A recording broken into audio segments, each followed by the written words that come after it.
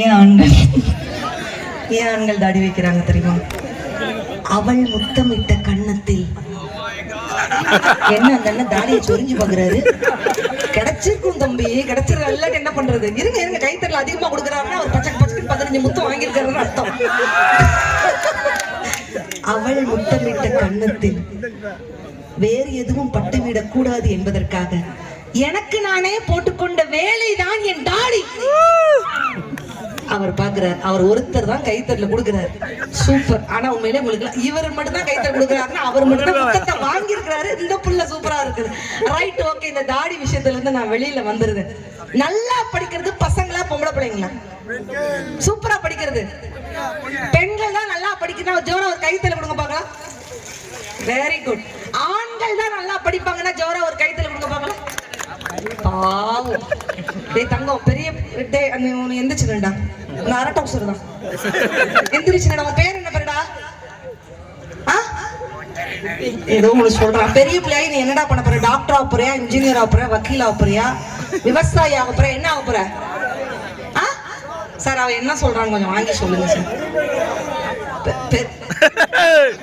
எங்க இருந்து சார் முடியல சார் சத்தியமா என்னால. உண்மையிலே என்ன சொல்றான்? வருங்கால காவல்துறை அதிகாரி ஆவன்னு சொல்றான்னு நினைக்கிறேன். சூப்பர், அருமையான ஒரு முந்தானத்து. இப்படிதான் ஒரு சின்ன பையனை எழுப்பி கேட்டேன், டேய் நீ பெரிய பிள்ளை என்ன ஆக போற? டாக்டர் ஆக போறியா, இன்ஜினியர் ஆக போறியா, வக்கீல் ஆக போறியா, என்ன ஆக போறேங்க? நான் கல்யாணம் பண்ண போறேன் அப்படிங்கிறான். இல்லடா பெரிய பிள்ளையாயி உங்க அப்பா அம்மாவுக்கு என்ன செய்ய போற? எங்க அப்பா அப்பாவுக்கு நல்ல மருமகளை கொண்டு வருவீங்க அப்படிங்கிறான். டே உங்க அப்பா அம்மா உடனே என்னடா எதிர்பார்ப்பாங்க? எங்க அப்பா அம்மா நல்ல பேரம்பேத்திகளை எதிர்பார்ப்பாங்க. பயப்பட சுத்தி அங்கேயே தாங்க நிக்கிறான். டே டாக்டர் ஆகி ஊசி போட போறியா, இல்ல வக்கீல் ஆகி கேஸ் போட போறியான்னு சொன்னா பாரு ஒத்த வார்த்தை, நான் யூடியூபர் ஆகி கொளுத்தி போட போறேன். ஆனா உண்மையிலேயே நல்லா படிக்கிறது என்ன என்று சொன்னால் ஆண் குழந்தைகளை விட என்னுடைய பெண் குழந்தைகள் தான் சூப்பரா படிக்குங்க. ஒன்னு சொல்லட்டுமா? கடவுளிடம் வேண்டினால் ஆண் குழந்தை பிறக்கும். ஆனா அந்த கடவுளே வேண்டும் என்று சொன்னால் தாங்க என்னுடைய பெண் குழந்தைகள் பிறக்கும் அப்படின்னு சொன்னா அருமை. வாத்தியார் பேப்பரை திருத்தி கொடுத்துக்கிட்டே இருக்கிறார். ஒரு பொம்பளத்துல பிஸ்கு பிஸ்கு பிஸ்கு பிஸ்குன்னு அழுகுது. பேப்பரை வாங்கி பார்த்தா 97 மார்க். 97 மார்க் எடுத்துட்டு ஏன் பாப்பா அழுகுற? 3 மார்க் குறைஞ்சு போயிருச்சு மிஸ். 3 மார்க் மட்டும் சேர்த்து எடுத்துட்டா 100 மார்க் எடுத்துட்டு எங்க அப்பா கிட்ட போய் பெருமையா காமிச்சிருப்பேன் அப்படிங்கிறது. பின்னாடி ஒரு பையன் ஒரே சிரிப்பு. பேப்பரை வாங்கி பார்த்தா பயபுள்ள எடுத்திருக்கிறதே 3 மார்க். டேய் 3 மார்க் எடுத்திருக்கேன், உனக்கெல்லாம் வெக்கமா இல்ல? போட்ட உனக்கே வெக்கமா இல்ல, எனக்கு எதுக்கு வெக்கம்? வேணா அந்த 3 மார்க் அங்கே டிரான்ஸ்பர் பண்ணி விடுங்க மிஸ். அந்த புள்ள சந்தோஷமா சிரிச்சுட்டு போட்டோம் அப்படின்னா வாரி வழங்கக்கூடிய வள்ளல் யாருன்னு கேட்டா பெண்களை விட என்னுடைய ஆண் குழந்தைகள் தான் வாரி வழங்கக்கூடிய வள்ளல். பொம்பளை பிள்ளைங்க நல்லா படிக்கலாம் 100க்கு 100 மார்க். ஆனா அப்துல் கலாம் மாதிரி மிகப்பெரிய சயின்டிஸ்ட் ஆகிறது யாருடா? ஆண் குழந்தைகள் தான் அழகா சயின்டிஸ்ட் ஆகும் அப்படின்னு சொன்னா இங்க உள்ள கல்யாணமான பெண்கள்லாம் உங்க வீட்டுக்காரரை எப்படிக்கா கூப்பிடுவீங்க? ஏங்கானா கூப்பிடுறாங்க? எத்தனை வருஷமாங்க இதெல்லாம்? அக்கா நீங்க சொல்லுங்கக்கா, உங்க வீட்டுக்காரங்க எப்படி கூப்பிடுறீங்க? அப்பாவா? எப்படிங்க கூப்பிடுறீங்க? அத்தான் பேர் சொல்லி கூப்பிடுறீங்களா? இந்த மாமா அப்படிலாம் கூப்பிடுவீங்களா? அத்தானா அதோட அவன் செத்தான். மாமானா என்ன அர்த்தம்? மாமாவா?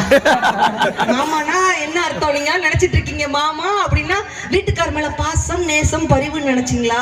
ஒரு மண்ணாங்கட்டையும் கிடையாது, மாங்காமடைன்னு அர்த்தம். அதை சுருக்கி மாமா. அதே போல உங்களுக்கு ஒரு டிப்ஸ் கொடுக்குறேங்கா. என் வீட்டுக்கார என்ன தங்க குட்டி, செல்ல குட்டி, புச்சி குட்டின்னு கூப்பிட்டா என்ன அர்த்தம்? உங்க மேல பாசம்னு நினைச்சிடாதீங்கக்கா, அவசரத்துல உங்க பேரை மறந்துட்டாருன்னு அர்த்தம். ஆனா உண்மையிலேயேங்க பெண்களுக்கு யார பிடிக்கும் தெரியுமா? இப்ப பாருங்க, பெண்கள் எல்லாரும் ஜோரா கைத்துல கொடுப்பாங்க. தங்கம் கொடுத்தா தான் அவன் ஆண்மகன் இல்ல, கடைசி வரைக்கும் எங்களை தங்கம் மாதிரி பார்த்துக்கிட்டா அவன் தான் சரியான ஆண்மகன். ஒரு குழந்தை கொடுத்தா தான் அவன் ஆண்மகன் இல்ல, கடைசி வரைக்கும் எங்களை குழந்தை மாதிரி பார்த்துக்கிட்டா அவன் தான் சரியான ஆண்மகன். எங்களுக்கு அழகான ஆண்கள் எல்லாம் பிடிக்காது. தயவு செய்து பரமங்குறிச்சியில இருந்தா கிளம்பி வெளியில போயிருங்க. எங்களுக்கு யாரை பிடிக்கும் தெரியுமா? அழகான ஆண்களை விட எங்களை அளவைக்காத ஆண்களை தான் பெண்களுக்கு ரொம்ப பிடிக்கும் அப்படின்னு சொன்னா அழகா ரசிக்கிறாங்க. ஒருத்தர் வேகமா சாமியாட்ட ஓடினார். சாமி, என் பொண்டாட்டி வாயை கட்டுறதுக்கு ஏதாவது ஒரு மந்திரம் சொல்லுங்க சாமி. அதுக்கு சாமியார் சிரிச்சுக்கிட்டே சொன்னாராம், அது தெரியாம தானப்பா நானே சாமியாரானே, நீ என்கிட்ட வந்து மந்திரத்தை கேட்கறியா அப்படின்னா என்ன அர்த்தம்? இன்னைக்கு எல்லாருக்குமே வாழ்க்கையில பிக்கல் புடுங்கல்லாம் இருக்குதுங்க. சரி, அந்த கால தலைமுறையில இந்த காற்றுன்னு இருக்குல்ல ஐயா, ஐயா அந்த காலத்துல நல்லா ரசிக்கிறாங்க. இந்த காற்றுக்கு ஏதாவது பாட்டு போட்டிருக்கிறீங்களா ஐயா? அந்த காலத்துல ஏதாவது தோணுதா உங்களுக்கு? காற்று என்ன பாட்டு போட்டிருக்கிறீங்க? சூப்பர். இங்க இருந்துட்டு இருந்து ஒரு பதில் வந்துருச்சு. காற்று வாங்க போனேன், ஒரு கவிதை வாங்கி வந்தேன். இது அந்த காலம். ஆனா அதே காத்து எடுத்துட்டு இந்த காலத்துல ஒரு பையன் பாட்டு என்ன போட்டிருக்கான் தெரியுமா? காத்து மேல, காத்து கீழே, காத்து சைட்ல, காத்து ரைட்ல, வீட்டு மேல காத்தடிக்குது, காத்து ரொம்ப நாத்தடிக்குது, சைட்ல பார்த்தா குப்பம் மேடுமா, பச்சைக்கல்ல பூ பிரியாணி, அச்சிக்கிட்ட வரியாணி, கச்சமங்க பைட்டு ஃபைட்டுமா. ஐயா உங்களுக்கு ஏதாவது புரிஞ்சுச்சா? இந்த பாடலுக்கு இப்பொழுது ஐயா அவர்கள் விளக்கம் கொடுப்பார்கள். இந்த பாட்டுக்கு ஏதாவது விளக்கம் தெரியுதா? போமாங்கிட்டு அப்படின்னு அவரு சொல்றாரு. சத்தியமா உண்மையிலே இந்த பாட்டுக்கெல்லாம் விளக்கத்தை சொல்ல முடியுமா? இன்னொரு ஒரு பாட்டு ட்ரெண்டிங் ஆச்சு. அன்னத்தை பாத்திய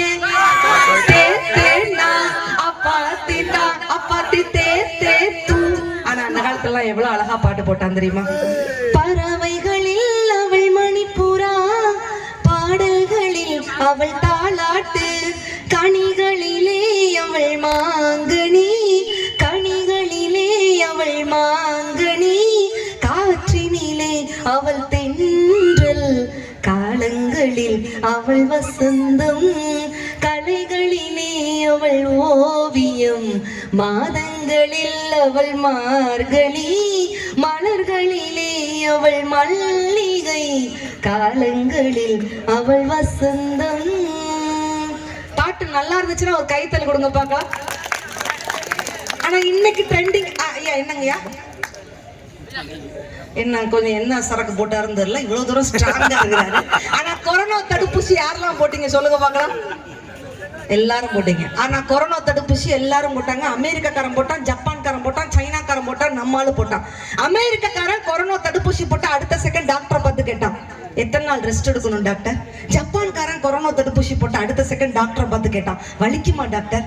நம்மாலு கொரோனா தடுப்பூசி போட்ட அடுத்த செகண்ட் டாக்டரை பார்த்து கேட்டான், நைட்டு சரக்கு அடிக்கலாமா டாக்டர்? ஆமா, இதுக்கு மட்டும் சொத்து சொத்து சொத்துன்னு கைத்தட்டல கொடுக்க வேண்டியது.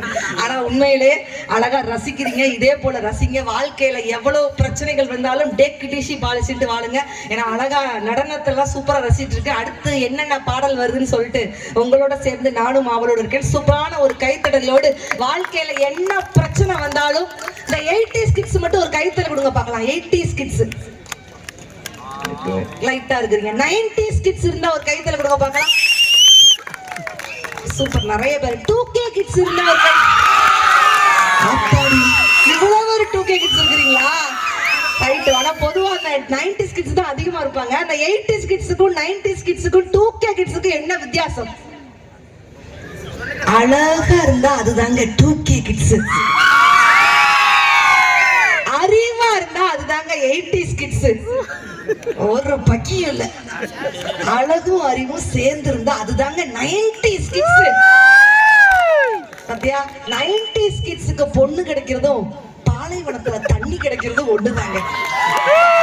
உங்களுக்குலாம் ஈஸியா பொண்ணுகிட்ட போய் நீங்க எல்லாம் பேசிடுறீங்க. ஆனா அந்த பொண்ணுங்க கிட்ட போய் பேசுறதுக்கு கூட காக்குல எச்ச முழுங்கிக்கிட்டு அப்படின்னா என்ன அர்த்தம்? அவ்வளவு தூரம் காதல்ல ஒரு உண்மை இருந்துச்சுங்க. சரி, நான் காதல்னு ஆரம்பிச்ச உடனே அந்த டாபிக் கேக்குறேன். காதல்ல உண்மையா லவ் பண்றது கேர்ள்ஸா பாய்ஸா? இத சொல்லி நான் முடிக்கிறேன். காதல்ல உண்மையா இருக்கிறது பெண்கள்னா ஜோரா ஒரு கைத்தல கொடுங்க பார்க்கலாம். காதல்ல உண்மையா இருப்பது பாய்ஸ் தான் சொன்னா ஒரு கைத்தல கொடுங்க பார்க்கலாம். ஆனா நான் சொல்லட்டுமா, யார் கூட நாம வாழ்ந்தா சந்தோஷமா வாழலாம்னு நினைக்கிறது பொம்பளை புள்ள மனசு. யாரு கூட வாழ்ந்தாலும் நீ சந்தோஷமா வாழ்ந்தா போதுமான்னு நினைக்கிறது தாங்க எங்களுடைய பசங்களுடைய மனசு. வெயிட்டா இருக்கிற பசங்களை பார்த்து லவ் பண்ணா அது பொண்ணுங்க. எப்படி இருந்தாலும் பரவாயில்ல, வெயிட் பண்ணி லவ் பண்றால அதுதாங்க பசங்க.